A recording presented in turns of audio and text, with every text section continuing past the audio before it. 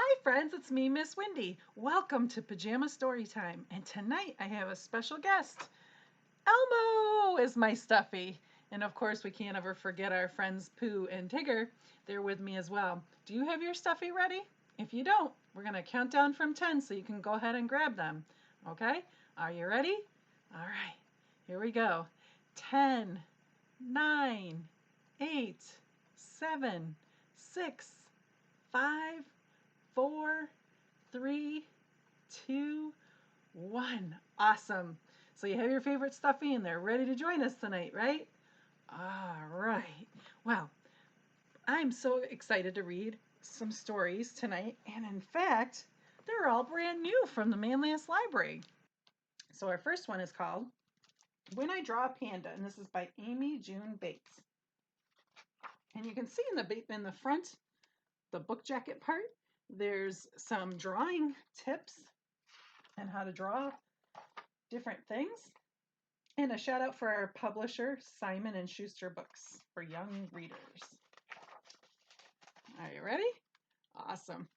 I love to draw.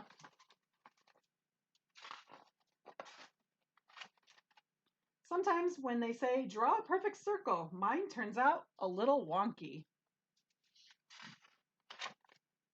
I can draw a perfect fluffy cloud, a perfect scoop of ice cream, and a perfect flat tire. So when I draw a panda, oh, look at those. I keep drawing more and more not perfect circles until I see a panda. And when I step back and think, what else does a panda need? Look at that.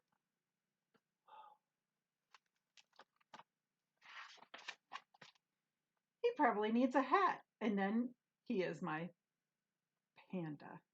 And look at that. He's got a little hat. My panda draws his own way.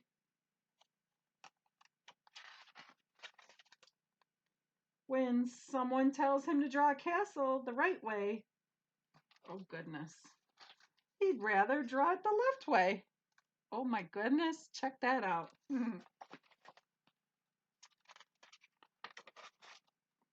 And if they tell him to draw something pretty, he draws something pretty silly. Isn't that funny? My panda shows me how to draw a dragon. 1. Draw a squiggle. 2. Decide which end the head is and which end is the tail. 3. Draw the tail last. Whoa.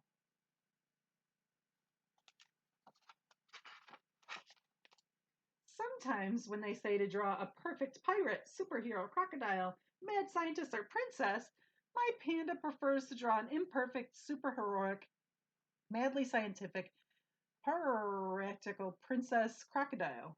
What? That is quite the combination. That panda definitely has a lot of imagination.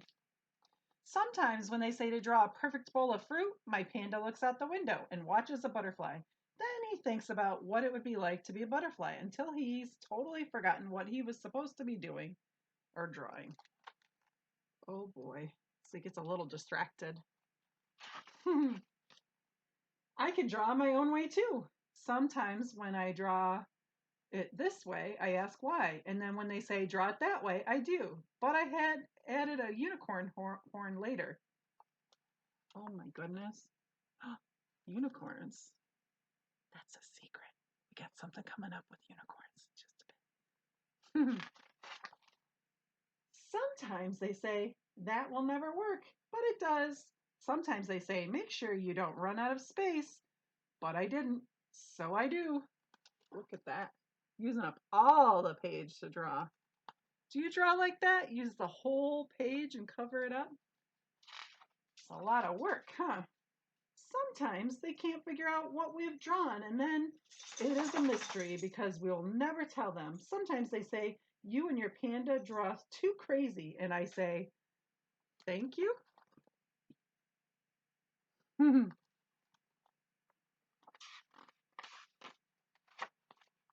Sometimes we're supposed to draw quietly, but we can't help it. Our pencils like to roar.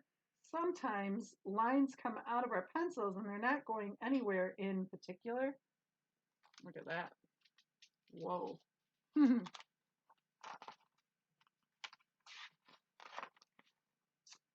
just going somewhere that makes us happy.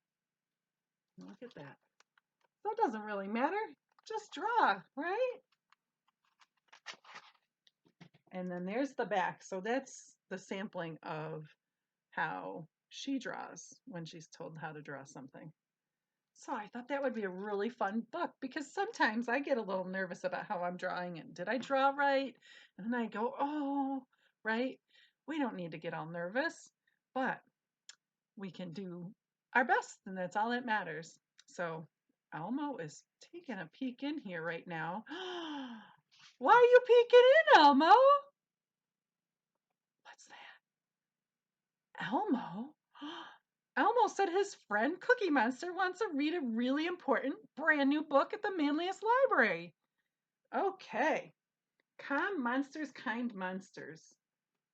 A Sesame Street Guide to Mindfulness. Now, this is a brand new book at the Manliest Library, and I thought it had such great tips in it that I wanted to make sure to share with you. Because as you remember, last week I taught you how to take 5, which was a breathing technique when you're a little nervous or anxious about something. So, here we go. Mindful me. There's so much to do every day. Being mindful and belly breathing can help you stay calm. Breathe in slowly through your nose and out through your mouth. Hey, we did that last week. Hey, let's try that. Do you remember? Just like this. Breathe in, breathe out. Breathe in, breathe out. Breathe in, breathe out. Breathe in, breathe out. Breathe in, breathe out. Great job! Wow, it's just like we have already read this book. Elmo is having a hard time falling asleep, but he knows what to do. Elmo says good night to each part of his body. Now you try. Start with your toes. Good night, toes. Good night, feet. Good night, ankles. Good night, knees. So that's a great idea. So you think about maybe starting from the top of your body and working down and saying good night, or you can start from your toes and work all the way up like she did. And that can help you to go to sleep too. Telly is worried about the first day of music class. Telly breathes. He focuses all of his attention on the fun triangle. You try. Look at something you really like. Breathe slowly and focus on that one thing. So see here? It looks like he might be focusing on a special fish in the fish tank. Cool. I focus on 3 to calm down. It's my favorite number. Who said that? Let's count. Very nice. Cookie Monster spills his milk. He feels so embarrassed. But it's okay. He says something nice to himself. Me smart cookie. Now you try positive self-talk.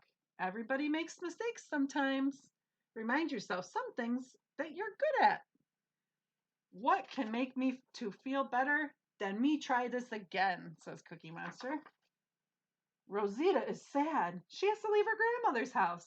She shuts her eyes and she imagines a hug. What a great tip! Can you try? Just shut your eyes and think of a big hug. You could even hug a pillow. You feel better? Everyone gets sad, but mindfulness helps us feel better. Oh no, Abby broke her wand. She's frustrated. She shuts her eyes and she does belly breathing. So she can feel her belly going up and down as she breathes, right? That's belly breathing. That's pretty easy, right? And she imagines blowing bubbles. Oh, you could do that too. Have you blown bubbles before? So, oh, I can see it floating into the air. Pop! I just popped my bubble. Can you blow bubbles too? Breathe in slowly through your nose and blow out through your mouth. Imagine blowing bubbles or try blowing real ones. Bubbles. Pop, pop. I love bubbles. Sometimes Ernie feels lonely. Then he thinks of Bert. Ernie is thankful to have such a good friend, and he feels better. Isn't it great when you have a friend that can help you feel better? You can be thankful. Think of people you're thankful for. Show them your love. Being a mindful monster is easy, and mindful monsters are happy monsters. Thank you, Bert. Thank you, Ernie. Thank you, friend.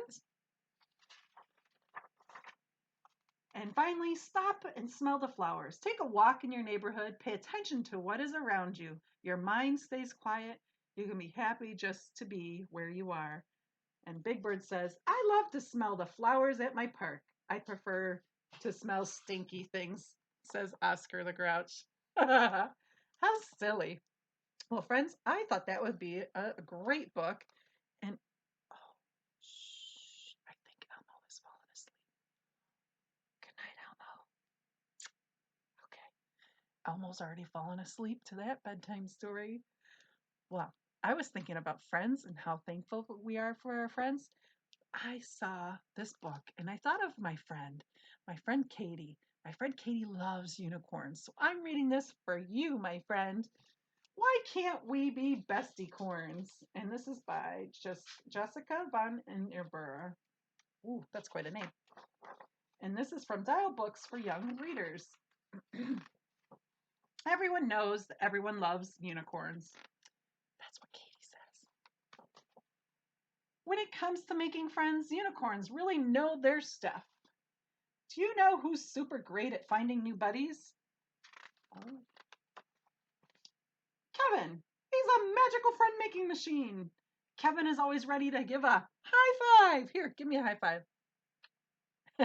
Good job. Lend a helping hoof or share a funny joke. And the duck just walks away. Ha ha ha ha ha. So when a new corn moved in next door, Kevin couldn't wait to gallop over and say hello. He knew that they would be friends. No, they would be best friends. The new corn was just as excited to meet Kevin. Hi, I'm Kevin. Hi, I'm Eric. Let's be bestie corns. To celebrate, Kevin took Eric to his favorite spot in town. And it says Soda Shack. He knew just what to order. The very best thing on the menu, of course. 2 glitter sodas, please. But then, wait, they have clam juice? Great galloping glitter pants! This was unexpected. Clam juice was not one of Kevin's favorite. Kevin was determined to make his new friendship work, so when Eric invited him to movie night, he trotted right on over. This is gonna be great. I just know it. And look at, he's got popcorn, and he's got the clam juice and the glitter soda. But scary movie night was not the do-over Kevin had in mind. Ah. That night, Kevin didn't sleep a wink. His best friendship with Eric was off to a rocky start. He couldn't figure out why. Eric was up all night too. He knew that if he could just think of the most perfectly perfect activity, he and Kevin could start being the best friends. But Eric suggested they try something outdoorsy. But Kevin didn't catch the camping bug. Uh-oh. You know what I love? I love that they're trying different things to see if there's something they have in common, right? But Kevin suggested something sporty, but Eric couldn't get on board. You're gonna love this. I don't think my skateboard's working right. What happened? He fell off. Oh my goodness. Eric suggested something dancey. All right, that's my kind of friend. Dance, woo, woo. But Kevin couldn't find the beat. I think I'm stuck. I got it. And you got it. Let the music move you. Oh my goodness. Not working so well. They tried something artsy. Isn't painting relaxing? Does it look like he can get it? I don't think so. Oh no. And something foodie. Holy hooves, this is strong. Uh-oh. So the food thing isn't working either. Oh my goodness. Nothing seemed to work. Kevin and Eric were flummoxed. They were surprised that that they were supposed to be bestie corns, but they weren't having much fun together at all. What's going on? Maybe it's me. I should give clam juice another try. But you love glitter soda. I could pretend I like painting, but you really didn't enjoy it. There's only one thing to do. Oh no, not more bug bites. See, it said, you're invited, and it was a camping thing. You're invited and it's a skateboard party. And it wasn't going to be easy. I'm trying to get ramped up, but I just can't. Oh boy. Doesn't seem like this is going to work so well. Eric, you're a very awesome corn. I want us to be bestie corns and do everything together, but I just don't like the same things you do. Thank rainbows. I totally feel the same way. I didn't want to hurt your feelings. Uh-oh. Instead of trying to force a friendship, Eric and Kevin decided to just be friendly. Have a super duper camping adventure. Thanks, Kevin. Have a great time in the skate park. It turns out unicorns aren't always meant to be bestie corns, and that's okay.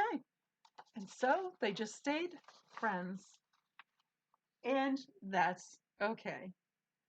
How was camping? Magically awesome! And that, my friends, is why can't we be bestie corns? I just love that. So, to wrap up tonight, we have one last story. And this story is Dr. Seuss's Every Voice Counts and Make Yourself Heard. Friends, you probably have heard a lot of grown-ups talking about voting.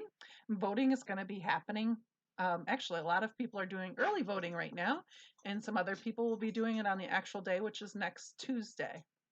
So I wanted to share with you this book because I just think it's super spectacular. Every voice counts. Make yourself heard. And this is by Random House. Every voice counts. You can talk or sing or shout loud or soft. Your voice counts. You are unique and your voice is unique. And when you join your voice with others, big things can happen. Use your voice to make a change. Speak up for those who can't speak for themselves. Be a teacher. Be a leader. Use your voice to share ideas. And your ears to listen to others. Maybe you'll learn something new. And so open your mouth and your ears because every voice counts. And that, my friends, is my little cheerful ending to kind of get us in the mood for voting. And maybe you'll hear your grown-up talking about voting, and maybe they'll take you voting. Whatever it might be, you're going to be able to vote yourself when you're 18 years old. That's when you're able to do so. Oh, goodness. And Miss Olive came to visit and took care of things, didn't she? You see Miss Olive?